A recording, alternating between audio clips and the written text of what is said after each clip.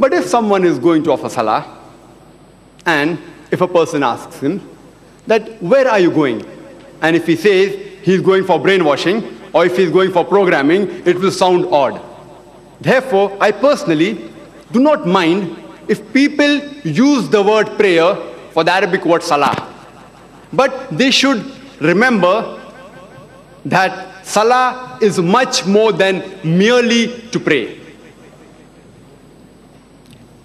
The moment you hear the word programming, you start thinking of a computer. If you allow me to call the human being a machine, I would say it's the most complicated machine on the face of the earth. It is much more complicated than the most advanced computer in the world. And we human beings, we are the ashraful makhluqat, the best of creations of Allah subhanahu wa ta'ala. And the Holy Qur'an says in At-Teen, chapter number 95, verse number 4, لَقَدْ خَلَقْنَا الْإِنسَانَ فِي أَحْسَنِ تَقْوِيمٍ, that verily we have created the human beings in the best of molds. The psychologists, they tell us that our mind is not directly under our control. The body is directly under our control. If I want to lift my hand, I can lift it. If I want to bring it down, I can bring it down. If I want to take a step forward, I can take it. The body is directly under our control. But the mind is not directly under our control. Therefore, most of us, we might have experienced that while we offer salah, our mind keeps on wandering.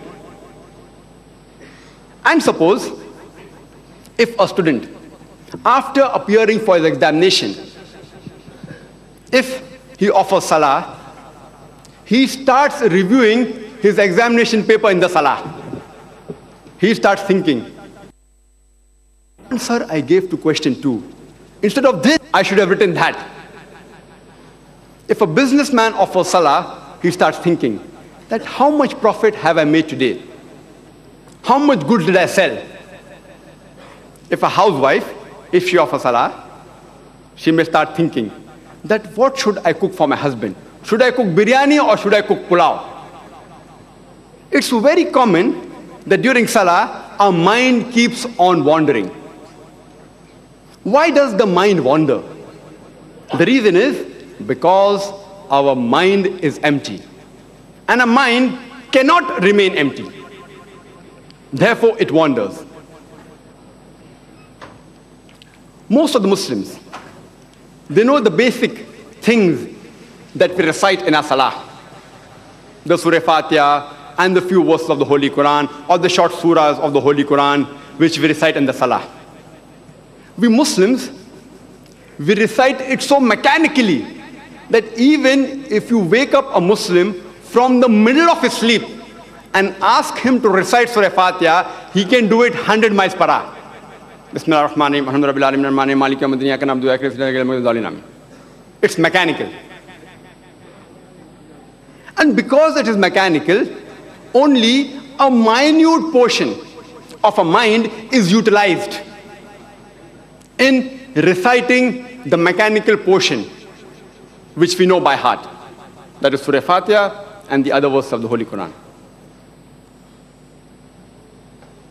Most of us Muslims, since we are non-Arabs, we don't understand Arabic as a language. And because we don't understand what we are reciting in our salah, there are high possibilities of our mind wandering. Therefore, to prevent our mind from wandering, we should recite the Arabic portion and simultaneously recall the meaning of the things you are reciting in the salah. If you know English, recall the English translation. If you know Urdu, recall the Urdu translation. If you know Hindi, recall it in Hindi. If you know Marathi, recall it in Marathi. If you know Gujarati, recall it in Gujarati. Recall the meaning of the things you are reciting in the language you understand best. For example, when we recite Surah Fatiha. Bismillahir Rahmanir Rahim. In the name of Allah, most gracious, most merciful. Alhamdulillahi Rabbil Alameen. Praise be to Allah, the Lord of the worlds. Ar-Rahmanir Rahim. Most merciful, most gracious. Maliki Yawmiddin. The master of the day of judgment. Iyyaka na'budu wa iyyaka nasta'in. Thee alone we worship, thee alone we ask for help. Ihdina as-siratal mustaqim. Show us the straight path. Ihdina as-siratal mustaqim. Siratal lazina an'amta alayhim ghayril maghdubi alayhim waladdallin. The path of those who have earned thine favor, and of those whose path is not wrought, nor who go astray. When we recite the Surah Fatiha or the other verses in Arabic, simultaneously recall the meaning and your mind will not wander. Because, again, your mind is occupied in recalling the meaning of the Arabic portion that you're reciting in your Salaah. But after a few weeks or few months, even this becomes mechanical. Your mind is very powerful. You recite the Arabic portion and recall the meaning because the mind is very powerful, and again there are chances your mind will divert. But there are less chances because a little portion of your mind is occupied in reciting the Arabic portion, and another portion of your mind is occupied in recalling the meaning. There are less chances it will divert, but yet it may wander. To prevent your mind from wandering, besides reciting the Arabic portion and recalling the meaning, you should even concentrate on what you are reciting and recalling. A human being cannot concentrate 100% on two different things. He can concentrate 50% on two different things, or 80%, 20%. But 100% on two different things, he can't concentrate. So the more you concentrate, the less your mind will wander. So to prevent your mind from wandering, you should recite the Arabic portion, recall its meaning, and concentrate on the meaning. Then inshallah, your mind will not wander. I started my talk by quoting a verse from the Holy Qur'an, from Surah Ankabut, chapter number 29, verse number 45, which says, Utlu ma uhiya ilayka minal kitabi, wa aqimis salata, inna salata tanha anil fahsha'i wal munkar. Which means, recite of what we have sent by inspiration of the book to thee, and establish regular prayers. For verily, prayers restrain you from shameful and unjust deed. The Holy Quran says that Salaah restrains you from shameful and unjust deed. As I mentioned earlier, Salaah is a sort of programming. It's a programming towards righteousness. And we Muslims, we are programmed 5 times a day in our Salaah. And we ask for guidance from Allah subhanahu wa ta'ala. Ihdina as-siratal mustaqim. Show us the straight path. And Allah subhanahu wa ta'ala gives the answers. He programs us towards righteousness. For example, the Imam, after Surah Fatiha,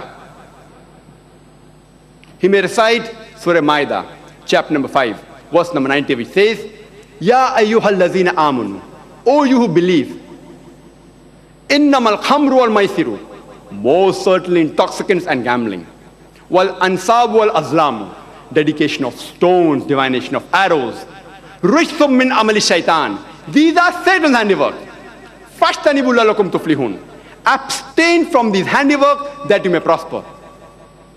Here we are being programmed in the Salaah that you should abstain from intoxicants, from gambling, from idol worship,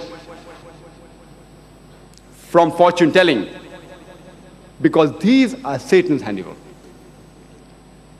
The Imam, he may recite after Surah Fatiha, Surah Maida, chapter number 5, verse number 3, which says, Hurrimat alaykumul maitutu waddamu walahmul khinzir, وَمَا أُهِلَّ لِغَيْرِ اللَّهِ بِهِ. Forbidden for you for food are dead meat, blood, the flesh of swine, and any food on which any name besides Allah has been invoked. Here we are being programmed in the Salaah that the foods that you should never have, the forbidden foods are dead meat, blood, the flesh of swine, and any food on which any name besides Allah has been invoked on it. We are being programmed towards righteousness.